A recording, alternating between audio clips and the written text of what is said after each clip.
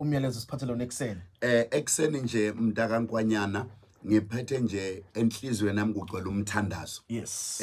Ngifisa ukutshengisa abazana into ezimbalwa bese ngiyathandaza. Yes. Mhlawumbe okokuqala ake ngithi kubazane bonke abalalele kubantu bonke umisimo singajiki. Sewenze konke ocathi ungakwenza ikhonto ogcina ongayenza is to pray. When nothing works, prayer works. Oh, yes. When everything works, prayer works extra.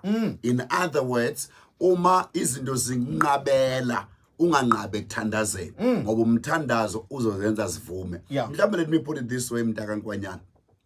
Uthi omunye azivumi, it means then pray until it works.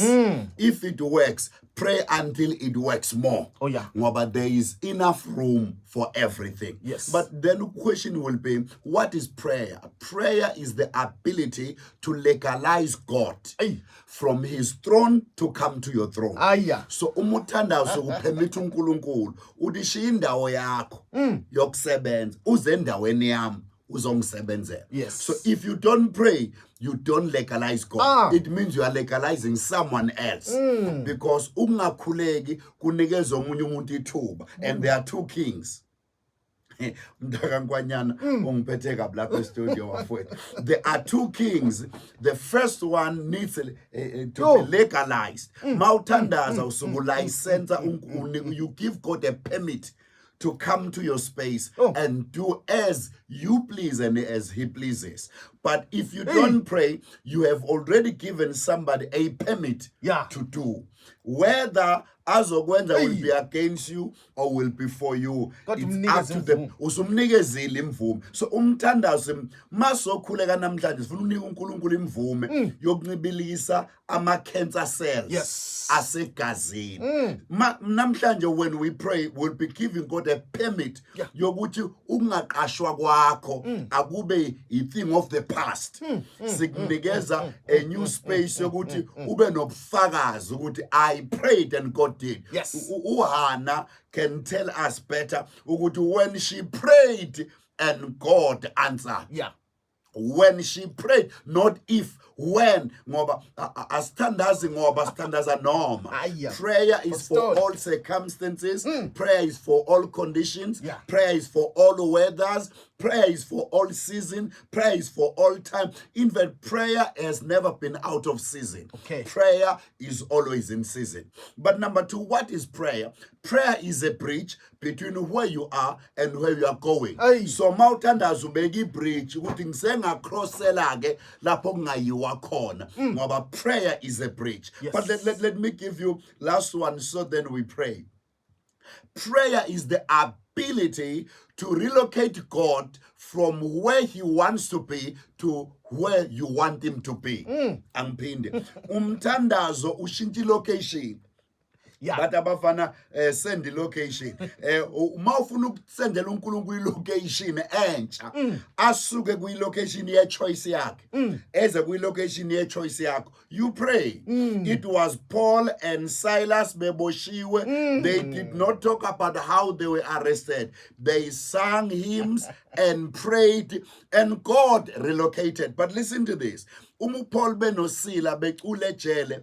iBhayibheli liveza ukuthi kwaba khona isikhathi lapha kuzamazama khona ama-foundations ejele. But I want you to know ukuthi leli jele mntakaNkwanyana balaleli bonke has been tested, has been proven, has been faithful over the years. Akekho umuntu wakwaboshwa lavuleka. Akekho umuntu wakwaboshwa lona lahluleka. Kuhluleka abantu bephakathi hayi lona. But for the first time kuboshwa abantu abathandazayo. Lahluleka ijele, lahlulwa yi-weight of prayer.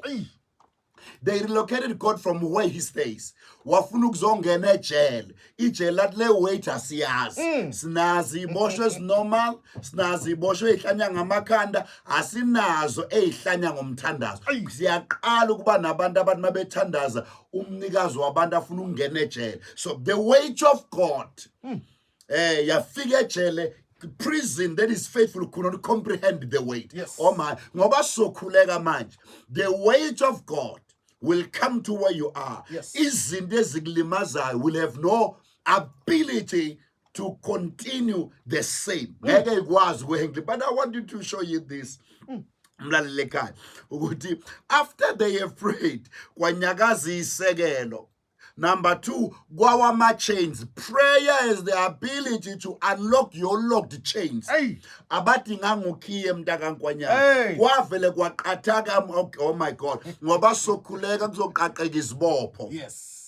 Kuzo ama-chain.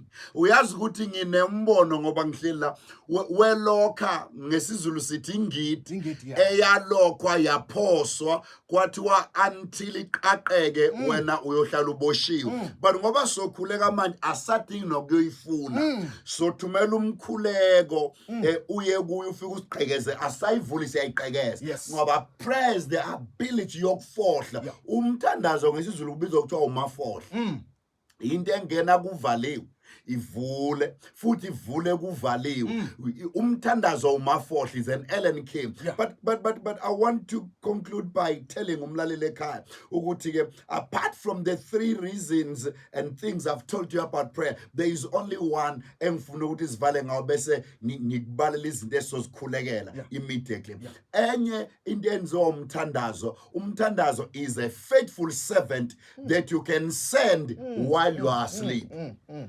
Umthandazo ingceku ethembekile ongayithi ekusebenzelayo ongayithuma wena ubudla yona ithi angizukudla until kwenzeke lento. Umthandazo uthuma useThekwini uthumele eJozi awubhukela iflight awubhukela itransport awubhadaleli wona ubhadalela wena. You while you sleep prayer works. In other words, awukwazi ukulala ungathandazanga yini ezokusebenzela umulele. Mawuvuka uthumela umthandazo while you are busy with this and that, prayer is working all things together for your own personal good. Manje masothandaza ke ngifuna ukukhumbuza wena uma kunesimo esingashintshiyo odokotela abathi asisiboni kodwa kuwena uyagula. Uma kwenziwa i-investigation kuthiwa we can't tell what you are suffering from, awubambe nansi medication asazi noma makunesimo esijalo. I tell you what can happen. Prayer must be engaged.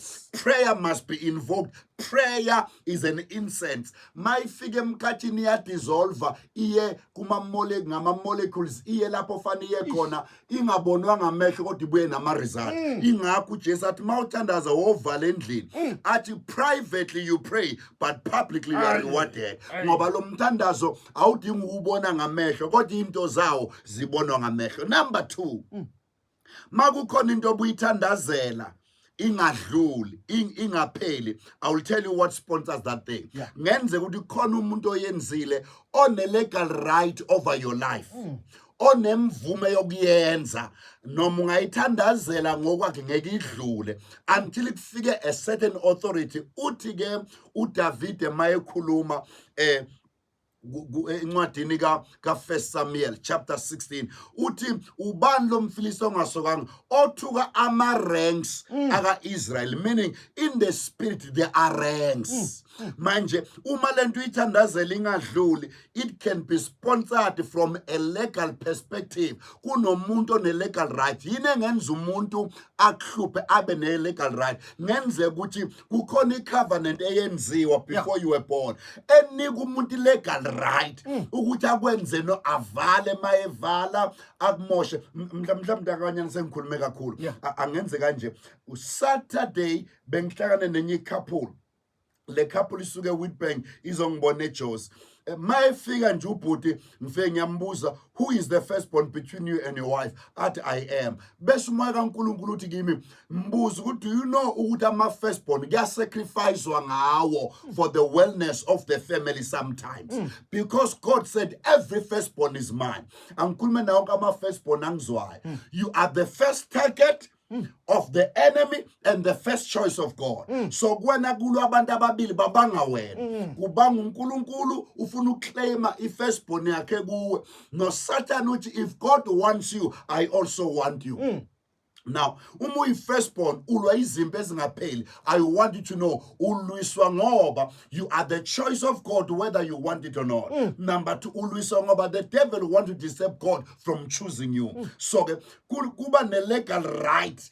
uNkulunkulu uzokulwela ngoba une legal right ngoba wathi every firstborn is mine. So uma intabakhe ingapheli akekho yini umuntu onikele ngawo. Yini enza abantu banikele ngabantu? Oh my God. Judges chapter number 11 uyofika indoda okuthiwa igama layo uJeftha eyanikela ngendodakazi yayo ingazi. Yathi kuNkulunkulu, whatever comes out of my house uma ngibuyolwa nganqoba kuyoba ngokwakho. Kanti le ndoda inendodakazi eyodwa and indodakazi ayazi ukuthi ubaba upledgile. Yaphuma eminyango yomcelebrate kanti isiphuma as an offering. Sometimes we live our lives kunabantu abasacrifice ngathi elsewhere. Ngenze ukuthi uphila nje kade wadayiswa. Encwadini kaEsther chapter number 4 through chapter number 9 uyofika uMordecai rather uHaman edayisa noma epledge ethenga isizwe samaJuda ethe enkosini uAhashveroshi bamba nansi imali. There is a nation, there are people abangidinayo engibazondayo engifisa ukubabulala. He gave the king the money and sold the souls of men. Kuyenza kube khona ialtari elinikezwe imali kwadayiswa ngawe nomndeni wakho. Oh my, kudayiswe ngawuphila ube history uphila kulahleka into zakho ukhona kuvaleka izinto zakho ukuthi zivalwa yino. Somebody has made you a pledge. What is, oh my, sometimes kuyatshalwa ihlahla kuthiwe as long as lesi hlahla simila lo muntu akayindawo until sinqamuke sibole. Ingakho uJesu ethe emkhiwaneni awubole kusukela empandeni ngaphinde kudle umuntu. Kuthi angithi leso hlahla esatshalwa against you and your family asibole kungabe singabe savela. Into ezantshontshwa yazibuye umndeni wakho wadayiswa yawubuye egameni likaJesu noma ngabe ofakwe ebhodleleni noma ngabe waboshwa ngamakethe